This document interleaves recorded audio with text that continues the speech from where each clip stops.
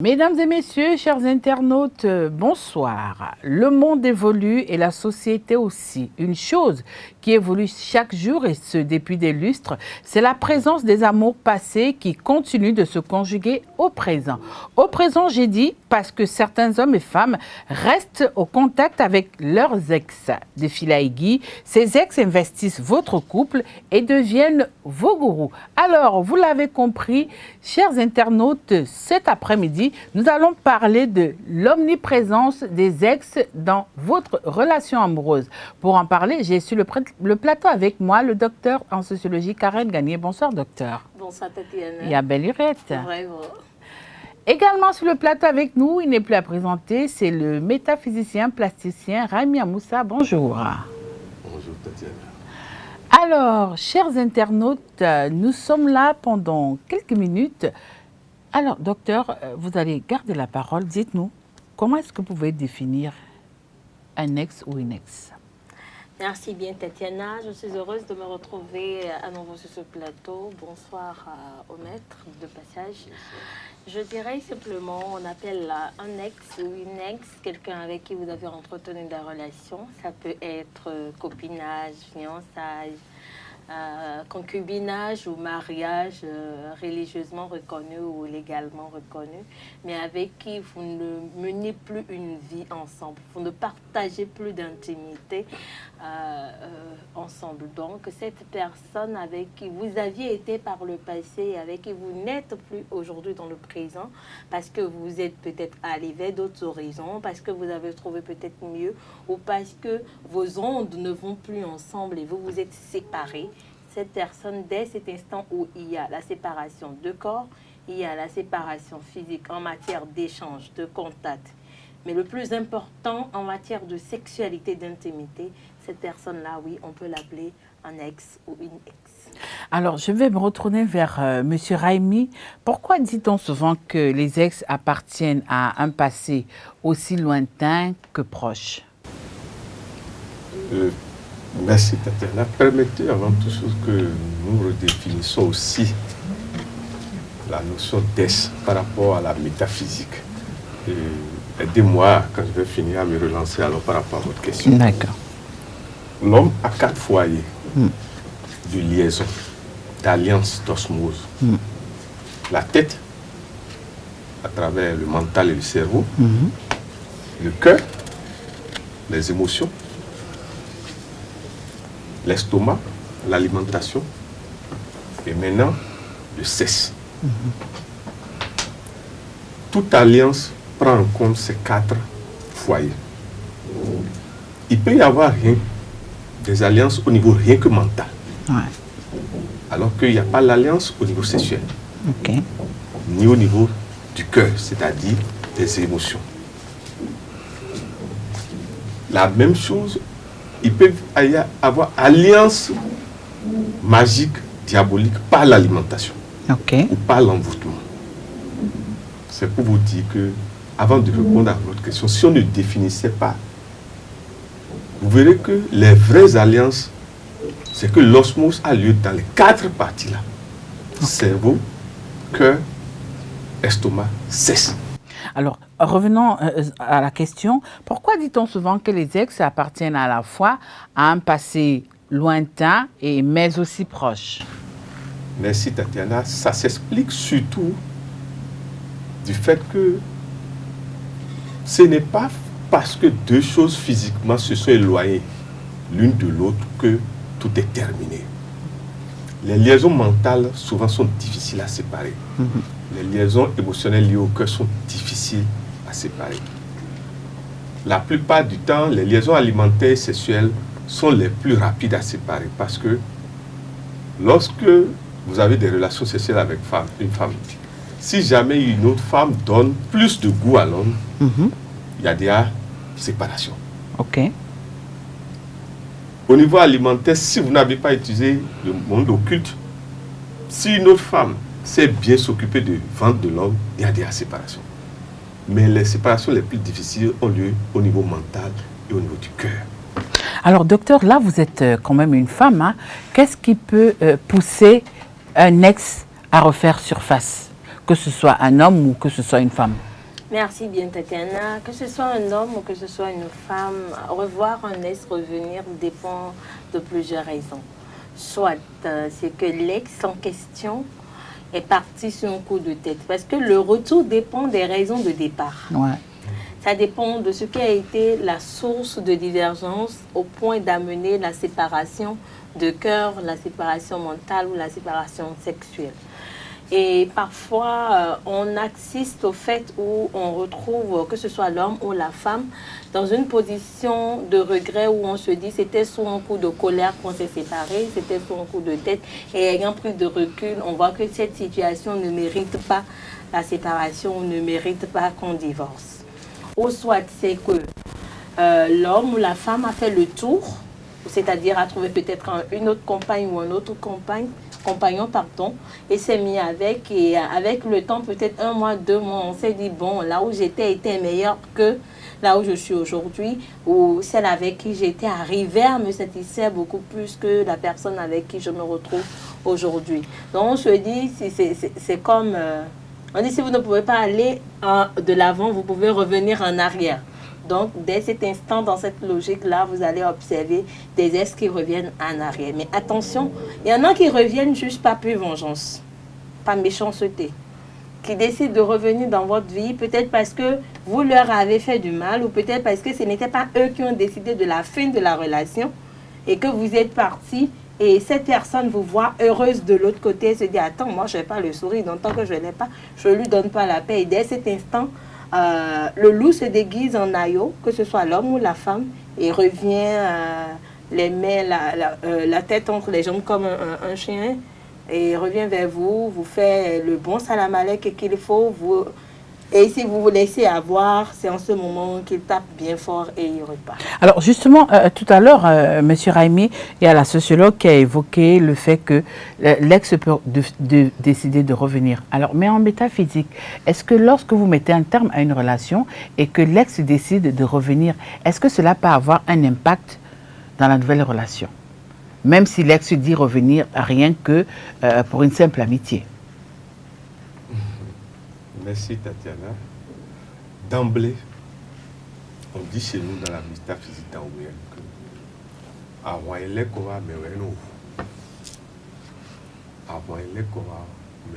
la guerre qui est revenue vous tue. La sagesse veut que il faut prendre du temps, regarder les 4 points cardinaux avant de prendre une décision de séparation. Parce que vous ne maîtrisez pas tout ce qui est en jeu dans une relation.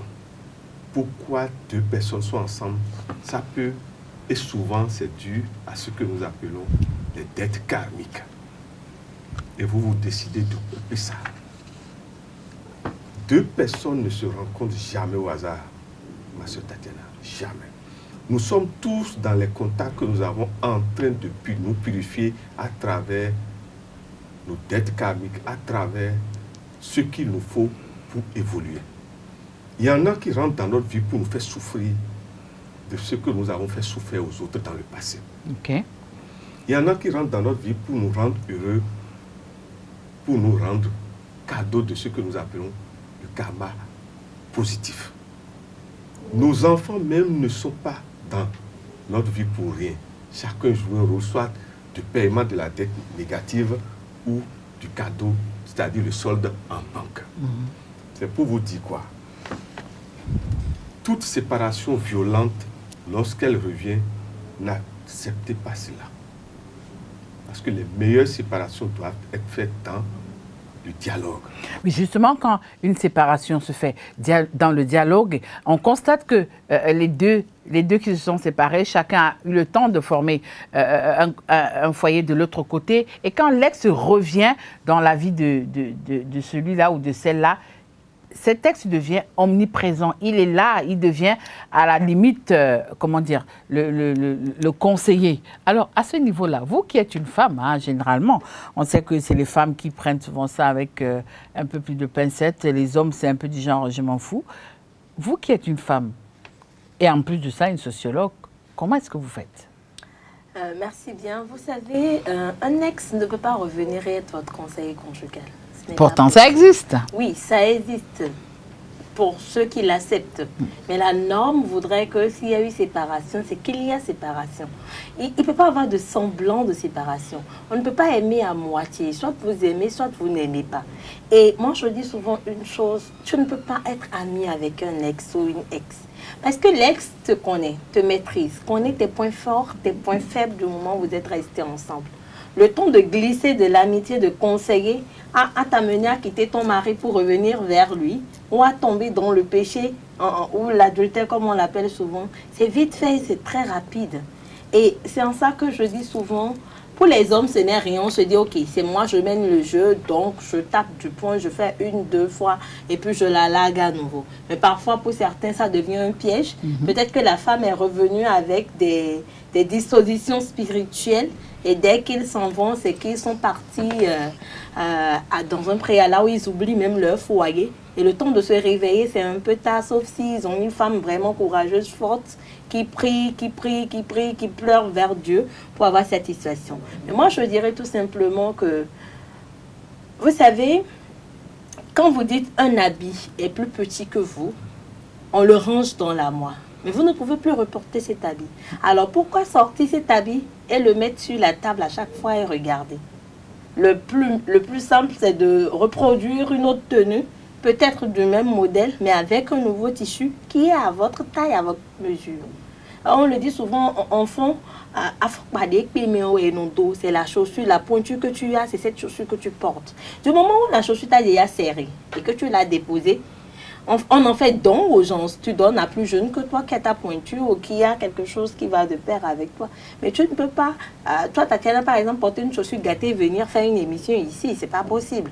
Tes chaussures gâtées, tu les ranges dans l'armoire. Tu sais que c'est gâté, c'est à jeter. Mais tu ne peux pas mettre les chaussures gâtées à côté des belles chaussures et dire que tu veux faire une comparaison. Donc, l'ex, en temps normal, ne peut pas être un conseiller parce qu'il va vouloir appliquer sa loi à la vie que vous menez nouvellement avec celui ou celle que vous avez trouvé. En oubliant que les deux ne sont pas pareils. Les deux n'ont pas les mêmes caractères, ils n'ont pas les mêmes comportements. Donc, si vous allez vers lui, je suppose que je suis mariée. J'ai laissé mon ex, j'ai pris un nouveau mari. Et que mon mari et moi, on a d'embrouille. Quand tu vas aller vers l'ex pour lui poser l'embrouille, il va te rappeler les bons moments que tu as passés avec lui, de sorte à t'amener à regretter ta relation avec ton nouveau mari ou ta nouvelle femme. Alors, là, c'est dangereux. Justement, parlant du rétropédalage dans des relations où on a toujours recours aux ex, est-ce que spirituellement parlant, M. Raimi, c'est conseillé que lorsque vous êtes déjà marié, de toujours, ou alors lorsque vous êtes en couple avec votre conjoint, de toujours parler de son ex qui, comme l'a souligné tout à l'heure la sociologue, généralement, il ou elle reviennent toujours bien huilés spirituellement? D'emblée, il faut dire que les enfants s'amusent. Les enfants s'amusent. Ouais.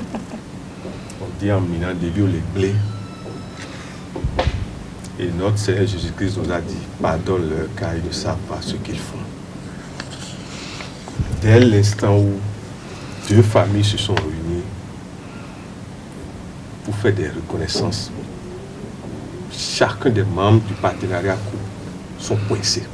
Ils ne peuvent pas prendre de décision à eux seuls. Ils doivent encore réunir les deux familles. Nous appelons ça la loi du Wendo, c'est-à-dire la loi des ancêtres. Dans notre Dahomey, parce que je préfère parler d'eux. Du Dahomey, ouais. On ne se met pas en alliance au hasard. Il faut consulter l'oracle d'abord.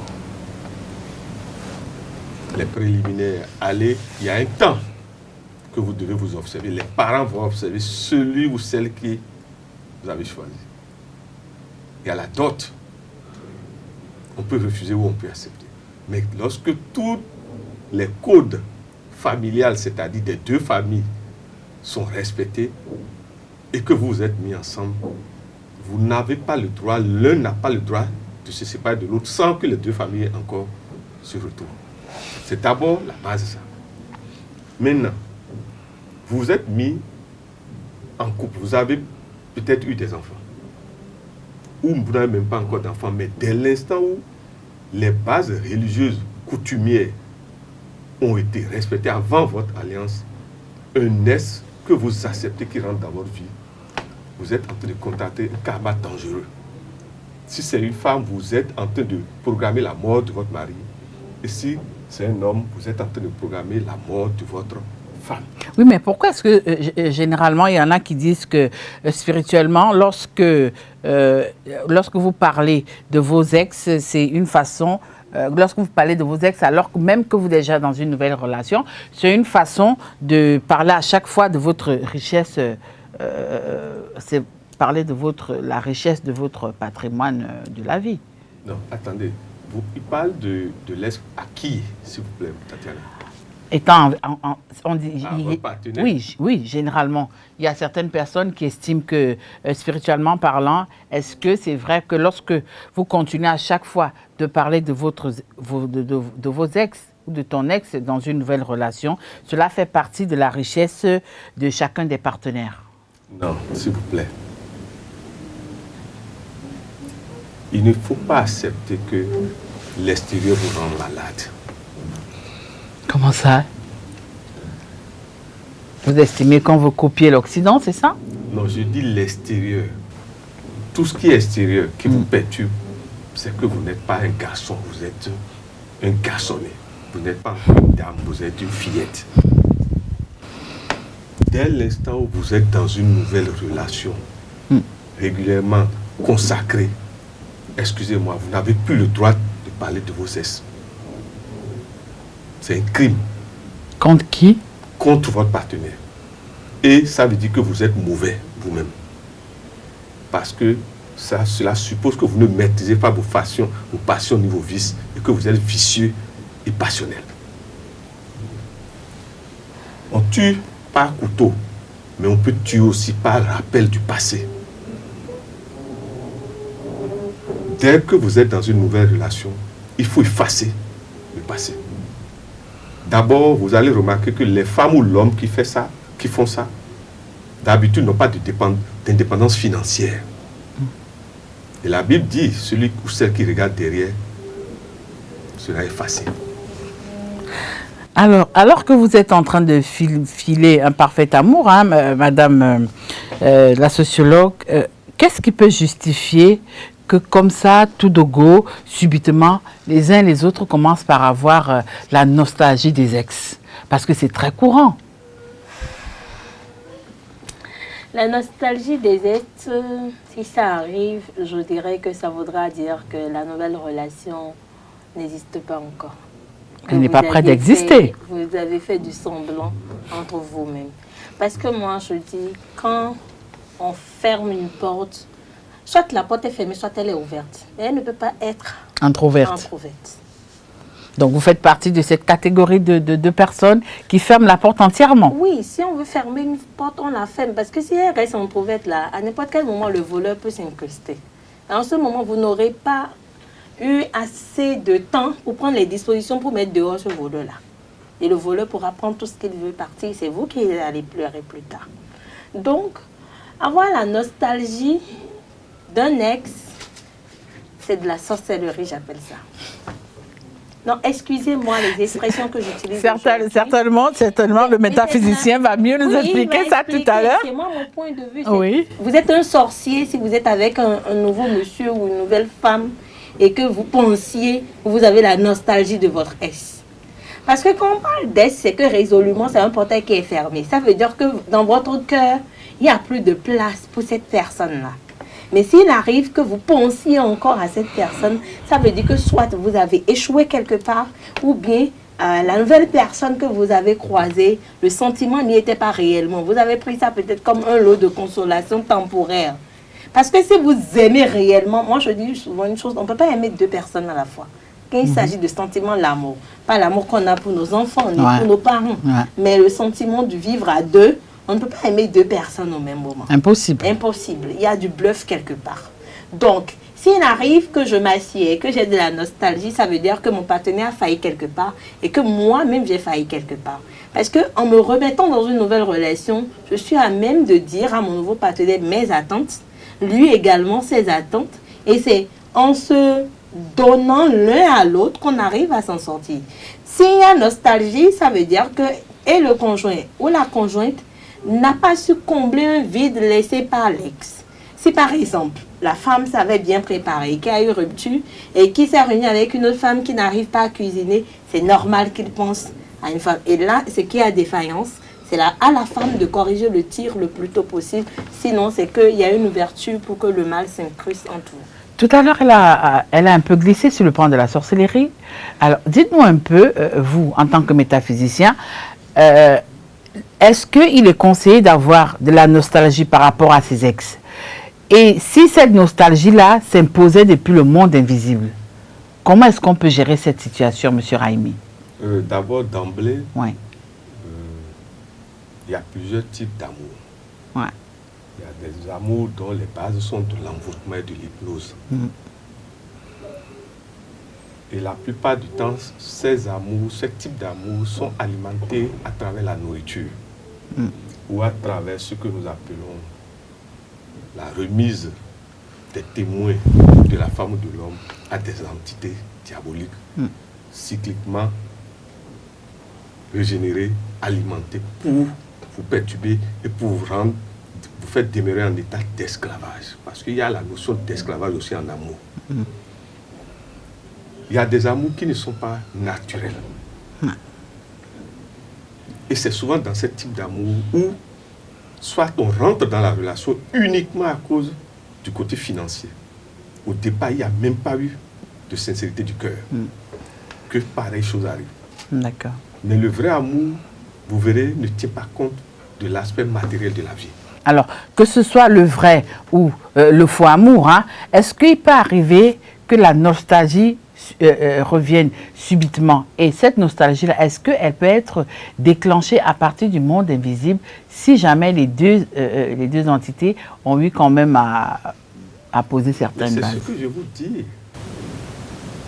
Dans une séparation, lorsque l'un des partenaires se sent humilié ou se sent diminué, surtout l'homme, mais il peut revenir avec des charges négatives, magiques, diaboliques. D'accord. Et perturber votre nouvelle relation à travers des rêves, des cauchemars et à travers ce que nous appelons le wangbe. C'est-à-dire vous ne comprenez pas pourquoi subitement vous n'aimez plus celui que vous aimez. Et vous allez remarquer que quand ces phénomènes arrivent, la première arme, et je suis content que c'est une sociologue qui l'affirme, c'est la prière. Ok. Parce que les rites d'envoûtement sont très dangereux. Et les rites d'envoûtement peuvent créer, sans que vous ne sachiez pourquoi, le conflit, la violence, même le crime. Et c'est souvent quand on finit que la température descend, on se demande mais pourquoi on a fait ça. Et souvent, c'est déjà gâté comme on dit, comme l'Ivoirien dit. Avant de clôturer la première partie de cette émission, nous allons faire un dernier tour de table. Alors, vous qui êtes une femme, est-ce qu'il vous est arrivé une fois de rester comme ça tout de go et de penser à un ex? Nous sommes sur une émission, pour être véridique, penser à un ex, oui, mais pas en étant marié. D'accord. Dans le célibat, on se dit, oui, si tel était là, c'est bon. Mais depuis que je me suis remise en couple, mon mari arrive à combler ses vides. Donc, l'ex n'a vraiment plus de place dans ma vie. Et le plus souvent, j'essaye de ne pas réellement être proche et amie avec mes ex. Ça, c'est moi. J'évite au maximum. Parce que on dit souvent, la bûchette d'allumettes et l'essence ne sont pas des amis.